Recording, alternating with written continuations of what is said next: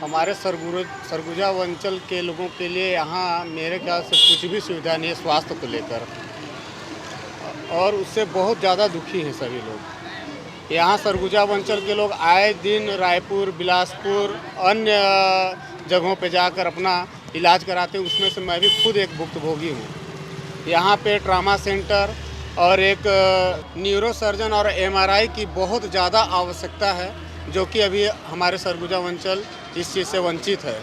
इसको जल्द से जल्द मंत्री जी से निवेदन है कि वो जल्द से जल्द इसे पूरा करें और हमारे सरगुजा वासियों के ये जो कष्ट है इसको दूर करें। चूँकि सरगुजा से टीएस सिंहदेव जो छत्तीसगढ़ के स्वास्थ्य मंत्री हैं, वो अंबिकापुर विधानसभा के विधायक हैं, और अंबिकापुर में जो मेडिकल कॉलेज और जिला अस्पताल जो है उसमें स्वास्थ्य सुविधा को लेकर कुछ भी नहीं है, जो कि यहाँ के स्वास्थ्य मंत्री होने के कारण यहाँ ट्रॉमा सेंटर की बहुत ही ज़्यादा ज़रूरत है। यहाँ आए दिन एक्सीडेंट होता है, लोगों को हेड इंजरी होती है, ब्रेन में कोई प्रॉब्लम आता है, न्यूरो सर्जन ना होने की वजह से आदमी की मृत्यु हो जाती है। यहाँ किसी भी व्यक्ति का एक्सीडेंट होता है तो उसको रेफ़र कर दिया जाता है। रेफ़र होने के कारण या वो वहाँ पहुँचने के बाद दम तोड़ देते हैं या रास्ते में दम तोड़ देते हैं। तो टीएस सिंहदेव जी से हमारा उम्मीद था कि ये अंबिकापुर के विधायक हैं और स्वास्थ्य मंत्री है, तो यहाँ ये सुविधाएं होनी चाहिए। ट्रॉमा सेंटर हेतु पद तो स्वीकृत हो गए हैं 39, और इसे भी वर्तमान में जो नया ओटी कॉम्प्लेक्स है उसके सामने जगह चिन्हांकित करके उसमें भूतल का निर्माण हो गया है। इसमें ट्राइज एरिया सहित 10 बेड लगाए जाएंगे, फिजियोथेरेपी यूनिट, डॉक्टर्स चेंबर और अत्याधुनिक मशीनें और जीवन रक्षक मॉनिटर्स और वेंटिलेटर सब उपस्थित रहेंगे। और इसके अतिरिक्त आवश्यकता अनुसार प्रथम तल पे भी निर्माण किया जाएगा। उम्मीद है कि ट्रॉमा सेंटर जिला स्तरीय हम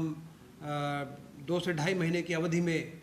उसको क्रियाशील या फंक्शनल कर पाएंगे, तो यह अंचल के लिए निस्संदेह एक सौगात होगी और एक आवश्यकता की पूर्णता होगी। ट्रॉमा सेंटर बहुत तेज़ी से बन रहा है और उसमें लगे हुए हैं। आपने न्यूरो सर्जरी की बात की, यह कमी निश्चित रूप से खलती है, लेकिन एमसीआई गाइडलाइन के अनुसार पहले एमएस, जैसा आप जानते हैं 2022 में हम एमएस सर्जरी का 4 सीटें सर्जरी विभाग में लेके आए हैं। इनके जब एमएस की पहली बैच पास आउट होती है उसके बाद ही हम न्यूरो सर्जरी विभाग यहाँ पर खोल पाएंगे। वर्तमान परिस्थिति में न्यूरो सर्जन यहाँ आने को तैयार नहीं होते हैं, क्योंकि उनकी पढ़ाई का स्तर भी ज़्यादा होता है, इसीलिए वेतन या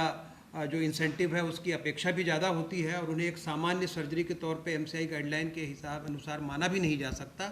तो इसके लिए आवश्यकता एक अतिरिक्त न्यूरो सर्जरी विभाग खोलने की होगी, और वो विभाग भी तभी खुल पाएगा जब 2022 में प्रवेशित प्रथम बैच पीजी के सर्जरी के छात्र 2025 की अवधि में अपनी एमएस की पूर्ण करेंगे। लेकिन इस बीच हम 2023-24 में इस हेतु प्रयास करके जो एमसीआई निरीक्षण हेतु और जगह उपलब्धता, क्लिनिकल मटेरियल की उपलब्धता और फैकल्टी उपलब्धता, उस हेतु हम प्रयास जरूर जारी कर देंगे, लेकिन नियमित भर्ती तो विभाग के खुलने के उपरांत ही हो सकेगी। और इस हेतु भी विभागीय समीक्षा बैठक जो 31 तारीख को हुई थी, जिसमें माननीय मंत्री जी सचिव स्तर पे और अन्य उच्च अधिकारी सभी थे, इस अंचल में इस चिकित्सा महाविद्यालय में न्यूरो सर्जन सहित अन्य जो सुपर स्पेशलिटी पद हैं उनकी आवश्यकता के बारे में अपनी आवश्यकता और मांग पत्र के बारे में अवगत कराया गया है। हाँ, उस स्थिति में जो विशेषज्ञ हैं, चाहे रायपुर मेडिकल कॉलेज में हो, उनसे भी बात हो रही है कि वे अगर सप्ताह में एक बार या माह में एक बार 2 बार आएँ, वो एक स्थिति है। एक टेली रेडियोलॉजी या टेली मेडिसिन के माध्यम से भी उनसे विशेषज्ञ सलाह लेके अगर इसे किया जा सकता है। और तीसरा सोचा जा रहा है कि हमारे सर्जरी विभाग के अंतर्गत ही कुछ चिकित्सक जो न्यूरो सर्जरी में इंटरेस्ट रखते हैं, रुचि रखते हैं और एमसीएच किन्हीं कारणों से नहीं कर पा रहे हैं, उन्हें भी प्रशिक्षण हेतु कार्यशाला या प्रशिक्षण के माध्यम से दिए जाने हेतु इस प्रकार विभाग बनते तक या न्यूरो सर्जन की पदस्थापना होने तक वैकल्पिक व्यवस्था के तौर पर भी न्यूरो सर्जन लाने के गंभीर प्रयास किए जा रहे हैं। सर, एमआरआई भी इसका एक प्रमुख पार्ट है जांच का। जी हाँ, एमआरआई न्यूरो सर्जरी मैनेजमेंट, परीक्षण, निदान और फिर प्रबंधन तीनों ही दृष्टि से अत्यंत आवश्यक है। इसमें कुछ विलम्ब हुआ, टेंडर में विलम्ब हुआ, तकनीकी त्रुटि हुई, लेकिन अब ये सबसे पार उठते हुए हमने एक शुभ सूचना यह है कि विप्रो जी की मशीन को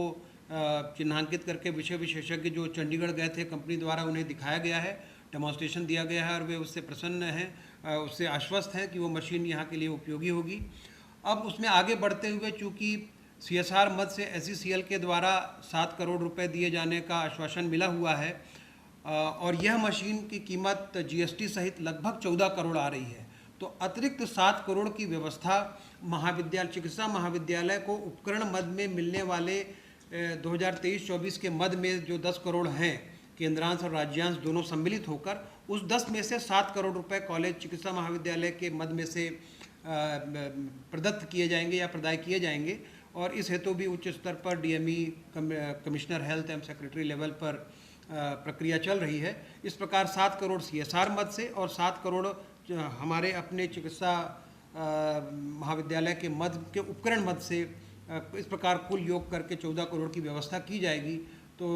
MRI आने से निश्चित रूप से यह अंचल के लिए स्वास्थ्य मंत्री जी के विशेष पहल के अनुसार यह एक बहुत ही स्तुत्य प्रयास होगा, जिससे जनता को और खासकर एक्सीडेंटल और ट्रॉमा के केसेस में बहुत मील का पत्थर साबित होगा।